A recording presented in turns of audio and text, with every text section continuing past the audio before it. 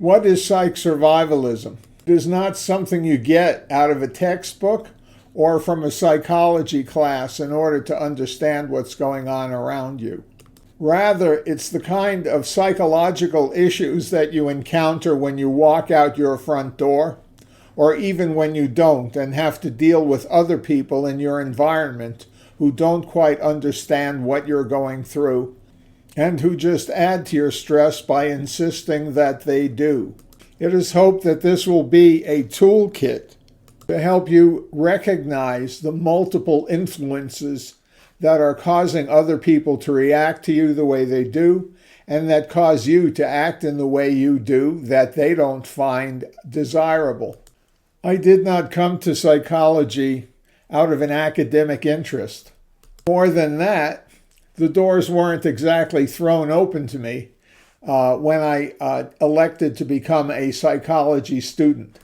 Part of the problem was that I had already been out in the world and I'd seen so many people in so many different environments, mostly from the lower end of the economic spectrum, that I actually understood what a lot of them were going through because I had the opportunity to talk to them before I ever had any introduction to psychological theory. I think for most of us, we learn about psychology in this way, simply by interacting with others. We tend to respond to them instinctively based on previous experience and also based on our curiosity to know what might be going on with them. And given my background, I would think that most people would gain more mental stability simply by understanding what is happening before they become the victim of it. That, to me, is the definition of psychological survival. But if you follow the broad array of mental health treatment, you can easily get confused. And in my opinion, it's a complete mess. The goals that various practitioners set out are all over the place. They respond to different behaviors than other people with other training who are also trying to provide treatment and whose recommendations may be in conflict with others who are not similarly trained. Is any of them right? I would say the only thing that makes any practitioner right is if their treatment actually works. To me, that is indicated by increased adaptivity, especially in stressful situations. And I've made a list of different mental health practitioners who all take a different point of view and who also all have different backgrounds. First, of course, our family and friends, where we get our earliest advice on how to deal with problems.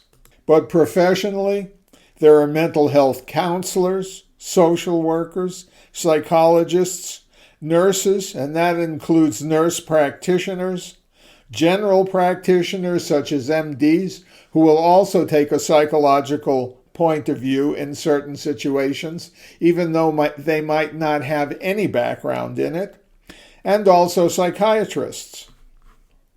This is not to forget the input of community advisors such as clergy, who also have a point of view and are highly influenced by their faith. What limits each of these practitioners is not their desire to help, but the culture in which they are trained. In my experience, there is no provider with academic training of any kind who recognizes the social influences that cause them to think in various ways, providing the treatment. This is where most mistakes are made. But depending what you're looking for, you might look for a different kind of provider. If you believe that the mind is a physical manifestation that's run by chemicals, then you would probably seek out a psychiatrist or a general practitioner who dabbles in the field. But if you think problems arise based mostly on how you think about things, you would probably want to go to someone who provides talking therapy, like a counselor, social worker, or psychologist. Talking therapy generally involves an open ear where it is implicit that the person presenting the problem is the one who also has the answer. It's simply a matter of providing an environment for the client to recognize what the problem is on his or her own and to solve that problem once they have the recognition. If that's the way a provider was trained, they certainly wouldn't have the tools to help someone who is severely mentally disabled because their thinking, it can be very much impaired. These are not the kind of people who can solve their problems on their own, and more than that, talking to them about it is not always a solution that will get you anywhere. Nevertheless, even for the most mentally impaired, anyone who provides services to people who have some mental difficulty will be listened to get their point of view, even though they may not have the necessary insight to understand what is happening to them. It seems natural to take guidance from the person that you're trying to help, although oftentimes, even if they think they do, they don't really have an understanding of what may be happening to them or why. I will be taking up these kinds of issues in the following discussions, and I will start by introducing some very tragic cases that have been all over the media and that present the very same problems that I would be examining here. That is the case of the Reiner family, Rob, Michelle, and their son Nick, and also to a far less extent the case of Brian Kohlberger, who murdered 4 college students at the University of Idaho. There will be far more information about the Reiners because it is readily available in the media, but the Kohlberger case presents certain similarities with the Reiners, and I will briefly go into those as well. It is my hope that this discussion will help people understand what therapy is intended to do, what psychology and other mental health practices are capable of doing as an overall field, and that as a result of the information provided, anybody looking for a therapist will know the kind of therapist they want and what they hope to get out of the experience of going into therapy. You might be surprised to learn that, although the cases I will be presenting at first are extreme because they involve the murder of numerous people, the cases presented may have application even for normal people if you look at how treatment was provided, how mental health issues were recognized, and whether they were treated at all. The point is, however crazy any of us is or is not, we're all having to share the same planet, the same world, and the same culture. So understanding how mental health treatment is actually done and how it applies even in extreme cases can be useful even for someone who is relatively normal. Thomas Szasz, a psychiatrist who became famous in the 70s, described mental illness as problems in living. This was partly the basis for releasing people from mental hospitals because it was the reason for the argument that there is no one who is truly mentally ill by this definition. But for those of us who have been out in the world, it is clear that that description is not correct because we have to live with the consequences of a community that is filled with people who have severe mental disorders.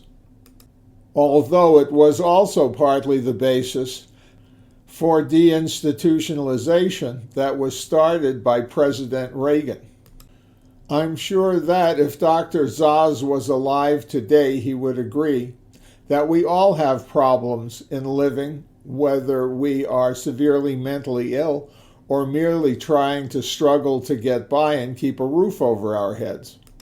His proposal certainly brought him notoriety and also resulted in a lot of people being released from mental hospitals to live under bridges in the community until they are taken into custody and brought to jail. Further muddying the waters is the fact that not only are the severely mentally ill often taken into custody and jailed, but they have to share their cells with sociopaths. That is, with people who, for their sociopathy, are diagnosed with a mental illness using the diagnostic manual. Don't be surprised if this confuses you. It confuses most people, and it is often recognized by families when there are children who become out of control and commit crimes, in response to which family members do what would be expected if they think there's a mental illness involved. That is, they bring them to a mental health professional. And where would a family bring a family member like this in order to receive treatment? Well, they may go to a psychiatrist, although there's no medication that will help solve sociopathy. Or they may go to a psychologist, social worker, or counselor to assist in managing the person's behavior in the family. But there is no treatment that is consistently effective with any of these people. In fact, to be entirely honest, really very few, if any, people improve as a result of treatment. These are the kinds of issues that I will be exploring in my presentation. To me, these issues are as much a product of culture as they are of genetics, of experience, and maybe just randomness, because we really don't know why a sociopath becomes a sociopath and have only limited understanding of why a schizophrenic becomes a schizophrenic. Without this knowledge, though, we will try to answer these questions over time. But the important thing is that none of us be passive in a situation, a living environment that is filled with stress and that involves us encountering people over whom we have no control in how they talk to us or treat us. But for me, the important thing is that we walk away from any interaction with a better understanding of what its roots may be, what its causes may be, and what we may hope to achieve in that interaction without having it overwhelm us. This is what I present to you as psych survivalism.